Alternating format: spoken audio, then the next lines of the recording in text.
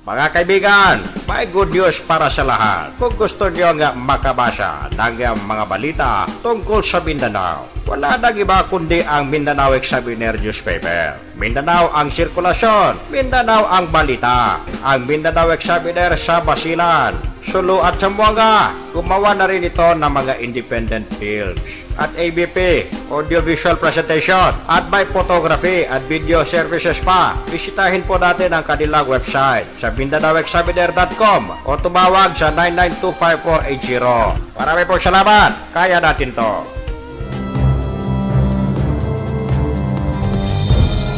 Yahoo!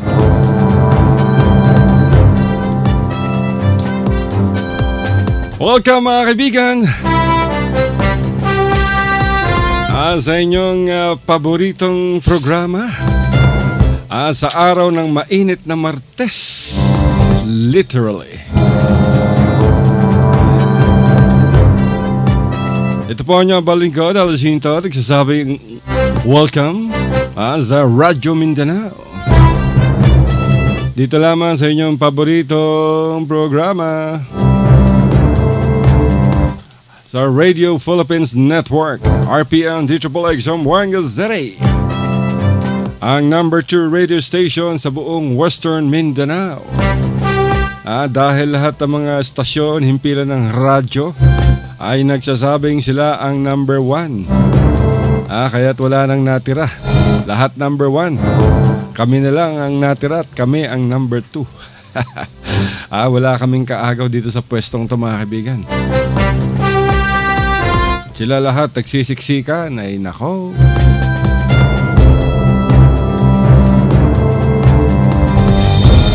Aga naman nag-text ni Rose. Ada teletrato mo, Rose.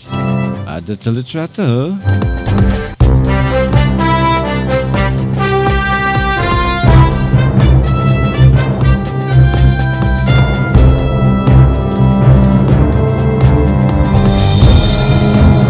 Ay, kahapon puro tayo patugtog dahil ina-adjust natin yung ating broadcast signal.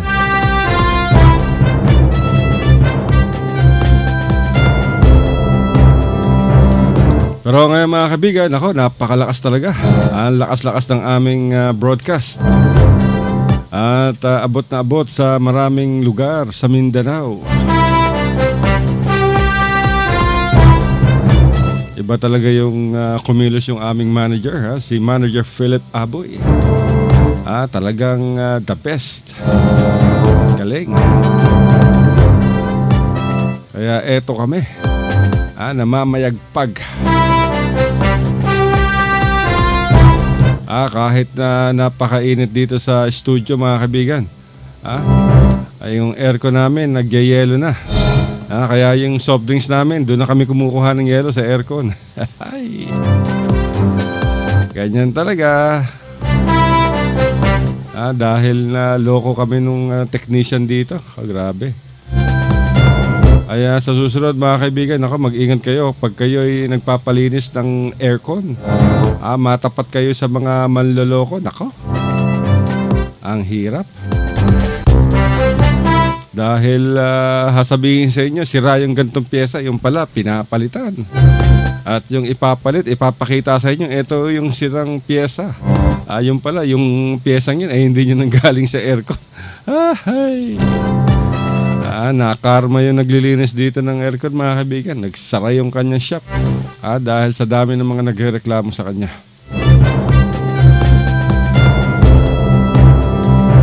So binabati natin muna yung lahat ng ating mga tagapakinig sa Basilan, Sulu, Tawi-Tawi, sa Sabah, Malaysia, at sa Central Mindanao. Assalamualaikum.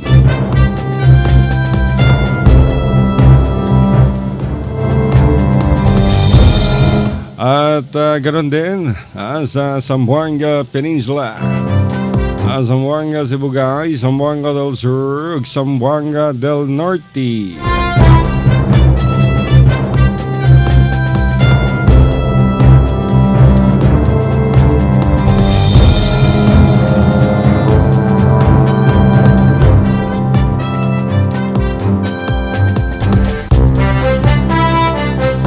Nako, tumira na naman yung mga pirata. Mga kaibigan. Isang Japanese cargo ship ang inatake na naman. Dyan malapit sa may Sabah.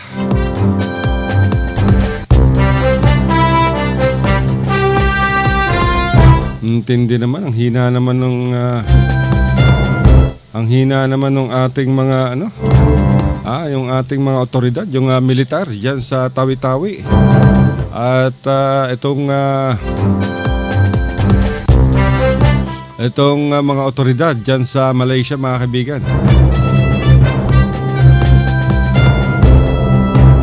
Yung barkong Kumyai Siagang inatake nitong mga hinihinalang Abu Sayyaf, mga kaibigan, habang patungo sa Port Hedland. Galing sila ng Port Hedland at papuntang Qingdao nang sila ay atakihin. Nangyari ito, mga kaibigan, November 20. Pero ngayon lang pumasok sa Radyo Mindanao yung impormasyon na ipinasa sa atin ng ating mga correspondents dyan sa Tawi-Tawi. Ang barko ay pag-aari ng Southern Pacific Holding at pinatatakbo o minamanage ng Kumyai Senpaku. Pero ang maganda rito, hindi nakaakyat yung mga rebelde, yung mga piratang Abu Sayyaf. Dahil well-trained tong mga Japanese crewmen, mga kaibigan. Kaya naman nabigo itong Abu Sayyaf na makapanik sa naturang bulk carrier o isang cargo ship, yung Kumyai Siagang. Ito ay ayon sa ating nakuhang impormasyon mula sa Tawi-Tawi. At nako, matindi kung nagkataon na dagdagan na naman yung ransom ng Abu Sayyaf. Yan ang nga bang sinasabi natin, mga kaibigan. Kaya dapat pag-ibayuhin ng ating mga otoridad itong ganitong mga operasyon at kailangan masigurong na talagang ready tayo sa anumang atake ng mga pirata o ng mga rebeldeng Abu Sayyaf. Anyway, meron pa tayong isang magandang balita, mga kaibigan. Ako, nahuli na ng mga otoridad ang lover boy ni Senator Leila De Lima na si lover boy Ronnie Dayan. Huli. Huli siya, mga kaibigan, sa La Union, nagtatago. Ang maganda nito, sino kaya? Sino ang nagbibigay ng proteksyon kay Ronnie Dayan? Liable yan, mga kaibigan. Hindi talagang dapat siyang managot dyan dahil fugitive of the law. At naaresto na itong si Ronnie Dayan ngayong araw. Tignan natin kung ano ang magiging tugon dito ng Malacanang. Pero magandang developments to. Mabuti na lamang at nahuli ng buhay itong si Ronnie Dayan, yung driver at bodyguard ni controversial Senator Leila De Lima. At si Ronnie Dayan ay nadakip dahil na rin sa bisa ng warrant of arrest na inilabas ng korte.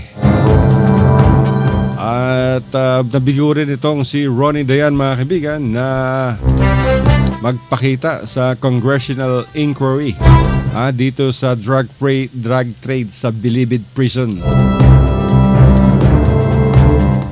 Ang impormasyon na nakuha natin sa Philippine National Police ay nadakip itong si Ronnie Dayan sa Sitio Turod sa barangay sa San Felipe Village sa bayan ng San Juan sa La Union dakong alas 11:30 kanina. Ito ay pinagsanib na operasyon ng Criminal and Investigation Detection Group at ng Provincial Police Force. Ang itong pagkakaaresto ay napakalaking bagay mga kaibigan dahil maaari na siyang iharap dyan sa House of Representatives na kung saan ay nagpapatuloy ang inquiry in aid of legislation. Pero dapat dito malaman kung ano ang role nitong si Ronnie Dayan. Siguradong maraming abogado to. Dahil lover boy to ni Senator Laila De Lima. Inamin naman to mga kaibigan ni De Lima na dating Department of Justice Secretary. At sa pag-amin nitong si Laila De Lima ay sinabi niya mga kaibigan na nagkaroon siya ng relationship kay Ronnie Dayan na may asawa at anak. At yung kanilang relationship ay nagtagal for a few years. At kinumpirma naman mga kaibigan ni La Union Provincial Police Chief na si Senior Superintendent Leo Francisco. Si Leo Francisco ang pagkakadakip kay Ronnie Dayan at inaasahang ipipresenta to sa media ni Kuya Bato de la Rosa. At pinuri naman mga kaibigan ng mga mambabatas dito sa Justice Committee ng Kongreso ang pagkakaaresto dito kay Ronnie Dayan.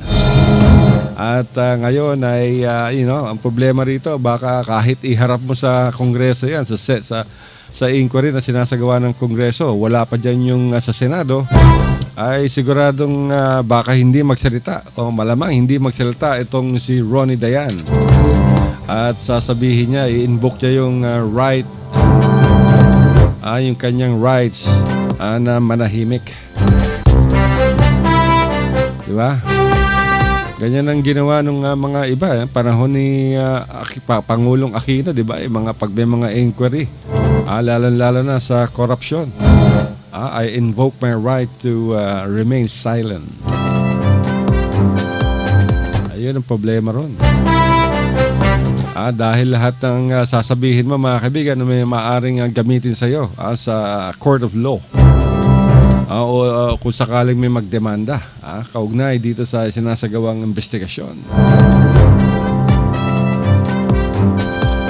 Tulad ng inaasahan, sinabi naman ni Congressman Edsel Lagman na maaaring ma-coerce daw itong si Ronnie Dayan na mag-testify laban kay De Lima. Ito talagang si Edsel Lagman, ako. Wala nang ginawa to, kundi bumatikos para siyang, Anyway, karapatan niya mga kaibigan. Tignan natin kung ano magiging hakbang ng Malacanang dito. Pero ang mahalaga ay nadakip na, naaresto na si Ronnie Dayan. At siguradong hindi na ito makakalabas mga kaibigan. Tuloy-tuloy ito sa bilangguan. Dahil yung mga nag-testify noon sa inquiry in connection dito sa illegal drug trade sa Bilibid Prison, itong mga drug lords ay isinabit itong si Ronnie Dayan at si De Lima. Kita niyo naman, napakasweet talaga ni Dayan tsaka ni De Lima. Siguro kahit sa ma-convict man sila, kung sakaling mapatunayan nagkasala sila, ay magkasama pa rin sila. Ganyan talaga, weather lamang. Ang mahalaga dyan ay natimbog itong si Ronnie Dayan. At bukas mga kaibigan, huwag niyong kaligtaan yung pagharap sa inquiry nitong si Kerwin Espinosa. Ito yung anak ni Alvera Mayor Espinosa na pinatay ng CIDG sa loob ng kanyang bilangguan. Anak to mga kaibigan ni Alvera Mayor Rolando Espinosa. At pagkakaalam natin ay makikipagtulungan ang Department of Justice as Philippine National Police sa pagkuha ng affidavit ng tinaguriang drug lord sa Eastern Visayas na si Kerwin Espinosa. Tumakas to mga kaibigan papuntang United Arab Emirates at doon siya na track down at nahuli. Last week lang siya dinala dito sa Maynila at marami na ang pangalan na inilabas nitong si Kerwin Espinosa at isa sa kanila ay itong si Laila De Lima Di Umano na sinasabing nabigyan ng 8 milyong pisong drug money. Wow! Alegasyon yan mga kaibigan, wala tayong sinasabing totoo yan. Dahil itinatanggi naman ni Laila De Lima ang lahat ng alegasyon, akusasyon laban sa kanya. At ang pagkakaalam natin dito, ayon naman kay Sandra Cam, ay 2 senator ang di umano'y nasa payola o nasa payroll o nakinabang sa illegal drug trade ni Kerwin Espinosa. Sinabi naman ni Justice Secretary Vitaliano Aguirre na personal nitong tinawagan si Kuya Bato de la Rosa para hinga ng tulong. Maliban dito ay tutulong din mga kaibigan ang National Bureau of Investigation sa pagkuha ng affidavit ng anak ng napatay na si Mayor Rolando Espinosa. Bagamat may abogado itong si Espinosa mga kaibigan, si Kerwin, ay mahalaga ang tulong ng NBI sa pagkuha o pagdokumento ng mga sasabihin nito upang makatulong sa isinasagawang investigasyon. Inaasahan naman na hindi masyadong lalayo ang affidavit ni Kerwin sa napaslang nitong ama. Alam niyo mga kaibigan na magugunitang base sa affidavit nung napatay na si Mayor Rolando Espinosa ay maraming opisyal ng gobyerno ang sangkot umano sa drug trade sa ating bansa. At kabilang din dito si Senator Laila De Lima na bagay naman na mariing itinanggi ng senadora paulit-ulit. Sinabi naman ni Kuya Bato de la Rosa na kailangan munang matapos ang pagkuha ng affidavit kay Kerwin bago ito malipat ng kulungan dahil may hirapan itong makunan ng salaysay kapag siya ay nasa loob na ng custodial center. Kung kaya't minabuti na lamang ni Kuya Bato de la Rosa na ilagay muna itong si Kerwin sa detention facility ng PNP AIDG o Anti-Illegal Drug Group. Ganda yan.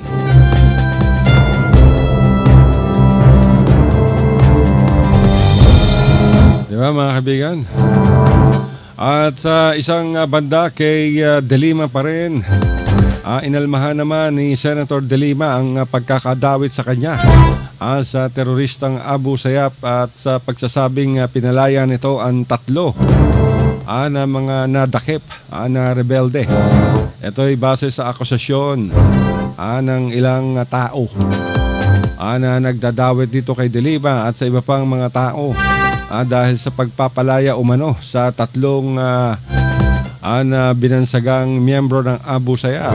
Ngunit base sa korte, sa court records, ay nabatid na mistaken identity mga kaibigan ng pagkakadakip sa 3. Pero yung nag-akusa ay talagang pilit na iniuugnay si De Lima na siya umanong nagpalaya sa kanila. Bukod kay De Lima ay isinama rin sa reklamo si Attorney Mihol Sedain at si Edil Wasif Badiri. Ako, puro kayo imbento. Wala na kayong ginawa kundi mang imbento. problema sa inyo hindi niyo matalo yung politiko. Kung ano-ano mga istorya ang ginagawa nyo. So anyway, ayan ang latest mga kaibigan, yung pagkakadakip dito kay Ronnie Dayan. So binabati natin mga kaibigan ang CIDG at ang Provincial Police Office sa La Union dahil sa matagumpay na operasyon. Sinabi na to ni Secretary Vitaliano Aguirre na protektado ng mga politiko sa Northern Luzon itong si Ronnie Dayan. Kaya lang natimbog na. Diba? Kaya tignan natin yung katotohanan dito. Dahil meron din tayong nakawang ibang impormasyon na kusa umanong sumuko si Ronnie Dayan sa otoridad dahil sa takot itong mapatay upang pag siya'y napatay di wala na siyang mailalabas na mga impormasyon. Malilibing na ang mga impormasyon na kanyang nalalaman. Ganito ang nangyari kay Albuera Mayor Rolando Espinosa, yung ama nitong si Kerwin. Imagine pinatay siya ng CIDG sa loob ng bilangguhan dahil nakipaglaban daw umano sa mga pulis habang nagsisilbi ng warrant of arrest o search warrant madaling araw. Hey!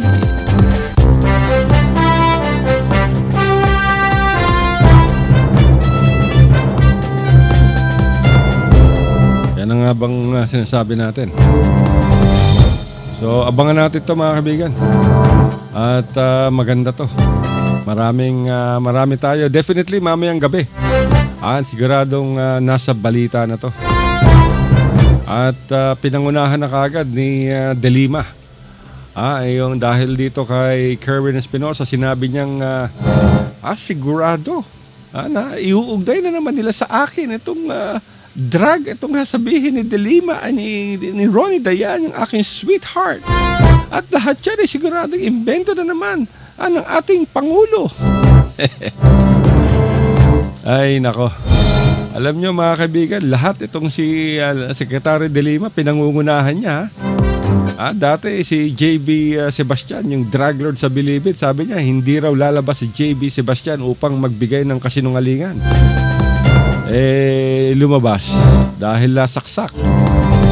Diba? Sinaksak si JB Sebastian sa loob ng selda. At mabuti na lamang nabuhay. Pero yung isang drug lord na in-check, patay. At sinabi naman nung sumaksak later on, na kaya niya raw ginawa yun ay upang pigilan itong si JB Sebastian na makapagbigay ng kanyang pahayag laban dito kay De Lima. At eto nga ang nangyari. Sinabi ni JB Sebastian ang kaugnayan niya dito kay Senator Laila De Lima. Pero sabi naman ni De Lima, ako hindi totoo yan. Talagang pinilit lamang itong si JB na magbigay ng pahayag laban sa akin. Dahil katext ko yung asawa ni JB. Sinabi sa akin ng asawa ni JB, talagang napilitan lamang si JP na magbigay ng pahayag upang idiin ako. Nako, ang dami, 12 drug lords yung lumabas, Senator De Lima. At pare-pareho sila ng sinabi na ikaw ay sabit di umano sa illegal drug trade o ikaw ay nakakatanggap ng salapi mula sa droga.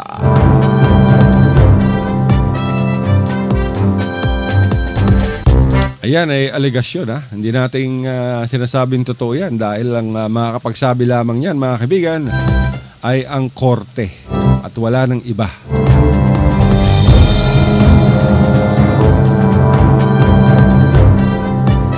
Ayan ang ating sinasabi.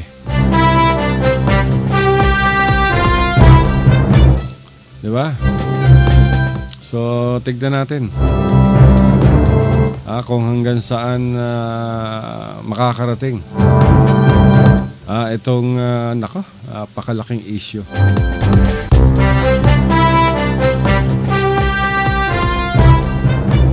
Kawawa naman.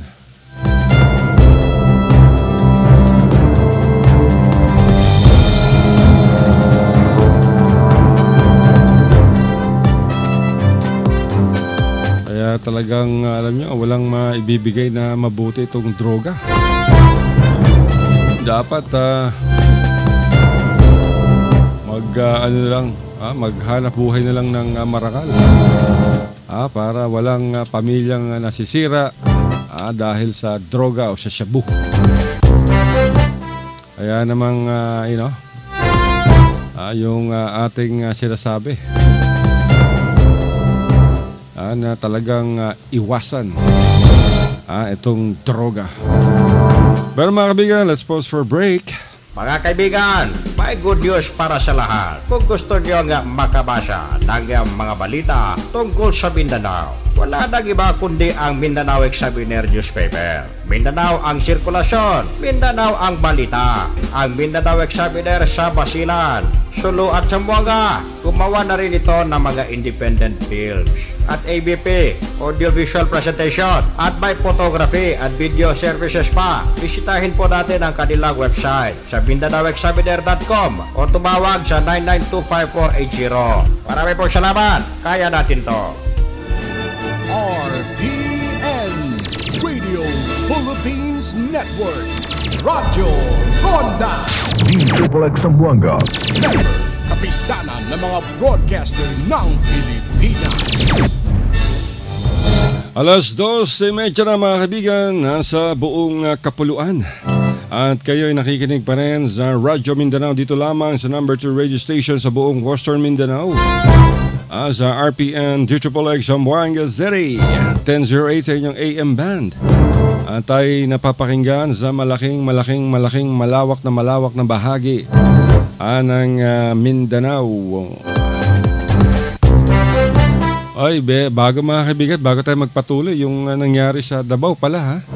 Nakakuha tayo ng report sa ating bureau chief dyan sa Davao na si Malu Cablinda. Dahil ito yung napabalita nung nakaraang linggo mga kaibigan ha. Imagine yung isang bata na 2 taong gulang, anak ng pating, pinalo hanggang sa mapatay. Hanggang sa mapatay nung mga nag-aalaga sa kanya. Napinsa naman ng kanyang inang OFW. Grabe. Talagang kurot, hataw ng sinturon, hataw ng pamalo. Nangyari to dyan sa Kalinan. At itong biktima ay si John Earl Kagalitan. Nako. Sinasabing pinagkatiwala to mga kaibigan ng kanyang ina sa pinsan na si Sarah Jane Alcain at sa kalibin partner nitong si Ronilo Lingo. At inamin naman ni Lingo mga kaibigan, yung kalibin partner ni Sarah Jane Alcain, yung pinsan ng ina nitong bata, ay napalo niya raw ng sinturon itong kawawang si John Earl Kagalitan na 2 years old, dahil umihi raw to sa short pants at saka sa kanyang kama. At para daw madisiplina ay pinagpapalo niya ng sinturon yung bata. Pero matapos na pakainin at patulugin dahil iyak ng iyak dito na nakita na patay na raw. Sinugod nila sa ospital pero wala na, dead on arrival to. Tapos dumating yung ina mga kaibigan kahapon. Naku po, iyak ng iyak. Imagine, sabi nung ina kaya nga ako nagtatrabaho sa abroad para buhay ko yung anak ko. Tapos ganito pa lang ginawa nila sa ara. Hindi ko matatanggap. Hindi talaga. Yan ang sinabi nung ina mga kaibigan na nagtatrabaho sa Bahrain. Talaga nakakapanindig balahibo animal na to. Nako, kung ako yung ama ng bata, sasabihin ko talagang nako. Kahit nasa loob kayo ng kulungan, talaga magpapakulong ako upang nako. Upang, nako, ewan ko lang kung anak sangyari to sa anak ko, kayo ang papatayin ko, mga hayop kayo. Kayong dalawang magkabit kayo, animal kayo. Imagine, 2 taong gulang yung bata na inosente. Itong si John Earl, nako. Pinatay ninyo sa palo, mga animal kayo. Pinapadalahan kayo ng pera nung ina niya para alagaan yung bata. Lahat ng hinihingi niya, binibigay. Dapat pagbayaran niyo to, mga hayop kayo. Nangako naman si Tatay Digong na pagbabayaran itong 2 hayop na to, mga kaibigan. Itong si Sarah Jane Alcain at yung kanyang kalibin partner na si Ronilo Lingo. Dapat tong 2 ito, itumba na to sa loob ng bilangguan. Wag nang patagalin ang buhay nitong mga hayop na to, animal to. Imagine, ginulpi, kinurot, sinipa, pinalo, ginulak. 2 taong gulang na bata dahil lamang sa umihi. Hayop talaga tong animal na tong 2 to, mga kaibigan. Pasensya na kayo, talagang high blood ako. Imagine, kaawa-awa yung bata. Dumating yung ina kahapon mula sa Bahrain. Napilitang umuwi dahil sa masamang balitang natanggap niya. Imagine niyo, galing to sa Middle East, habang pauwi to siguro walang tigil ng pag-iyak to. Hindi naman kasi natin malaman kung bakit ibinigay pa sa pinsan niya tong bata. Sana sa lola na lamang. Walang hiya talaga tong 2. Tandaan niyo, mga kaibigan, hanapin niyo sa Facebook tong pangalan na to, si Sarah Jane Alcain at yung kanyang kabit na si Ronilo Lingo. Tangnan niyo, dapat mamatay na kayo dyan sa loob ng bilangguan, mga leche kayo. Dapat ninyong pagbayaran yan. Bata yan, pinatay ninyo sa gulpe. Aawa-awa talaga, mga kaibigan. Grabe. Talagang naka. Hindi ko maisip, malabos maisip kung bakit ginawa to. Imagine, napaka-inosente nung bata. Sasabihin nung nitong hayop na lalaki na binigyan lang daw niya ng leksyon. Gago talaga to animal na to.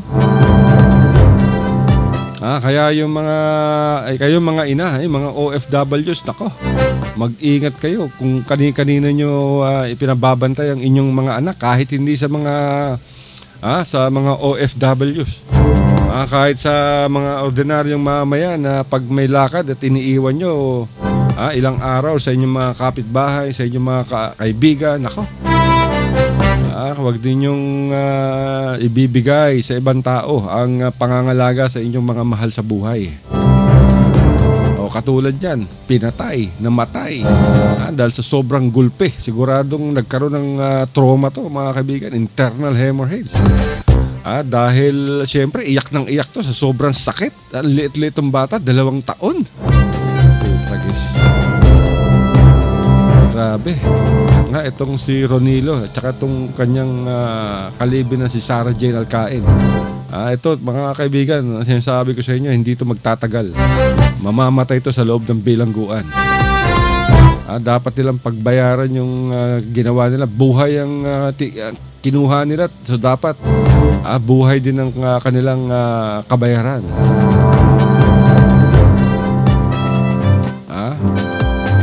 Grabe. Talagang nakakadurog ng puso, mga kaibigan. Walang kamuang-muang yung bata. Paano kung sariling anak mo ang ginawa ng ganyan? Matutuwa ka pa ba? Nako po. Kaya, nako. Grabe. Ay. Nakakapanghina, mga kaibigan. Basta mga ganitong balita.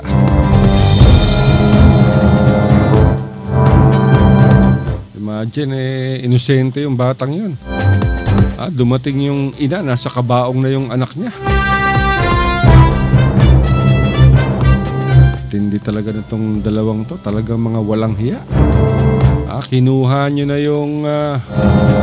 yung perang pinadadala nung kanyang ina na nagpapakahirap magtrabaho dahil sa bata. Lahat ng hinihiling nyo, lahat ng hinihingi nyo, ibinibigay. Ganyan pa ginawa ninyo. Nagsasyabu kaya itong 2 ito. Ay nako. Anyway, so let's move on mga kaibigan sa Zamboanga del Sur. Kinumpirma ng Western Mindanao Command ang pag-ambush ng mga armadong grupo sa isang pulutong ng mga sundalo. Naganap to mga kaibigan sa bayan ng Dinas. Dyan mismo sa barangay Ginukulaylay. At dalawa ang kumpirmadong patay at isa sa kanila ay sinasabing opisyal, maaaring tinyente. At dalawang iba pa ang sinasabing sugatan at pawang mga members ng 53rd Infantry Battalion na nasa ilalim naman ng 1st Infantry Division. Hindi naman inilabas ng Western Mindanao Command sa Zamboanga City ang rango at identities ng mga nasawi dahil ipaalam pa umano ito sa kanilang pamilya. Ayan ay ayon kay Major Filimon Tan, ang tagapagsalita ng Western Mindanao Command. Walang umako mga kaibigan sa naturang ambush. Pero ang lalawigan ay kuta ng mga rebeldeng komunista at mga Moro Islamic Liberation Front. At sa iba pang balita, dalawang Indonesian fishermen ang sinasabing dinukot na naman sa Sabah, Malaysia. At nakilala ang dalawa na si Saparodin Kone, ang kapitan ng isang fishing trawler na may Malaysian flag, at ang kanyang tauhan na si Sawal Mariam.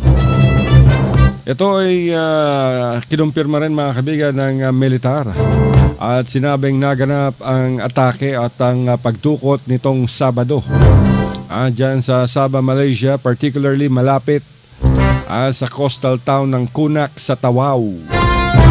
At iniulat ito ng Malaysian authorities sa ating sa Armed Forces of the Philippines upang agad maalerto ang puwersa ng militar at kapulisan dyan sa lalawigan ng Tawi-Tawi na bahagi naman ng Autonomous Region in Muslim Mindanao. 5 armado ang sinasabing nasa likod ng pagdukot at na-intercept umano ng mga armado na nakasakay sa isang speedboat, ang fishing trawler, ang Malaysian fishing trawler.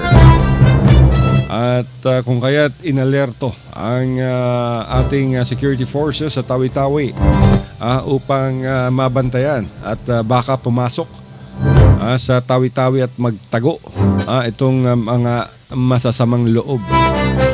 Kamakailan lamang mga kaibigan, noong November 5, dalawang Indonesian fishing boat captain din, okay, skippers, ang hiwalay na dinukot dyan din sa Sabah, Malaysia.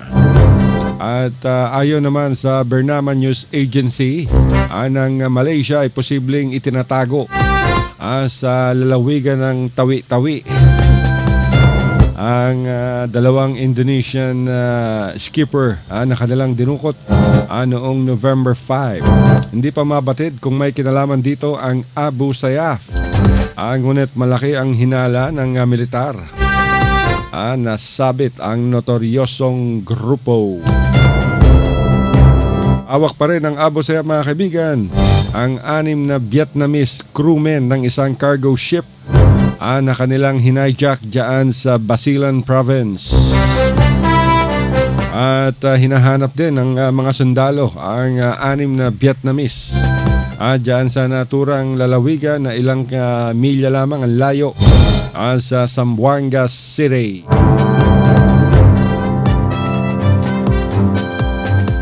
Grabe mga kaibigan talagang magulong-magulo. Kidnapping dito, barilan doon, nako. Pero batiin mo natin yung ating mga sponsors at nagtatext na sila. Wag daw silang kalimutan batiin. Atong Blue Jazz Beach Resort and Water Park mga kaibigan sa Samal Island. Napakaganda, napakalinis. Kaya kung meron kayong mga activities sa mga events, reunions, or nagbabala kayong magpakasal, pwede kayong isagawa ang wedding reception dyan. Kaya I get together sa mga barkada. Marami silang mga package na maaaring i-offer sa inyo. Sa Samal Island mga kaibigan, Blue Jazz Beach Resort and Water Park. 10 minuto lamang mula sa Davao City, sakay kayo ng water taxi at nasa Samal Island na kayo. Maaari kayong tumawag sa Blue Jazz Beach Resort and Water Park sa kanilang telepono bilang 082-284-2000. Ulitin natin ang kanilang telephone number kung gusto ninyong mag-booking o mag-inquire o magpa-reserve ng kwarto ay sa 082-284-2000. O kaya ay tawagan ninyo sa kanilang cellphone numbers or i-text as 0998-967-8001 up to 8005. Ulitin natin lang ang cellphone numbers. Save niyo sa inyong mga cellphones para makapag-reserve kayo ng kwarto. Ang laki-laki nitong Blue Jazz Beach Resort and Water Park. Kumpleto sila sa mga function rooms, water slides, restaurant, cafe, spa. As 0998-967-8001 up to 8005. Blue Jazz Beach Resort and Water Park in Samal Island. At doon naman sa gustong maging chef, katulad ni Anthony Bourdain o kaya ni Chef Jean Gonzalez, mag-aral na kayo o mag-enroll sa Center for Asian Culinary Studies. Sa Davao City pa rin dyan mga kaibigan. Kesa kukuha kayo ng 4 na taong kurso na HRM. And then pag mag-i-intern kayo, trabaho din nyo, waitress, waiter, food attendants, kahera. Dito sa Center for Asian Culinary Studies, siguradong chef. Pag kayo nakatapos sa mga kurso nila, meron silang short courses at full courses.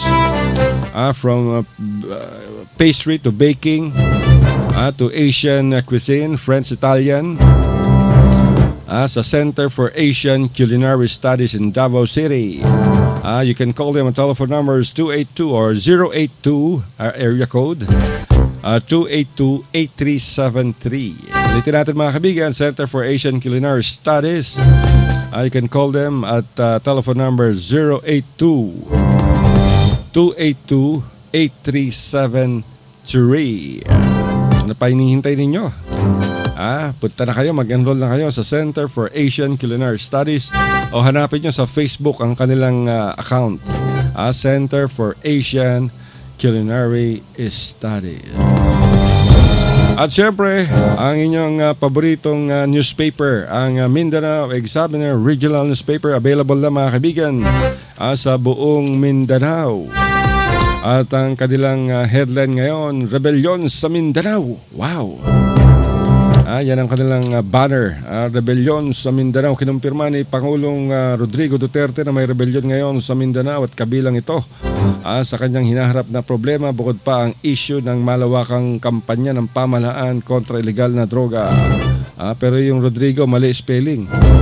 Tinatawagan natin ang pansin ni Editor Carl Diala.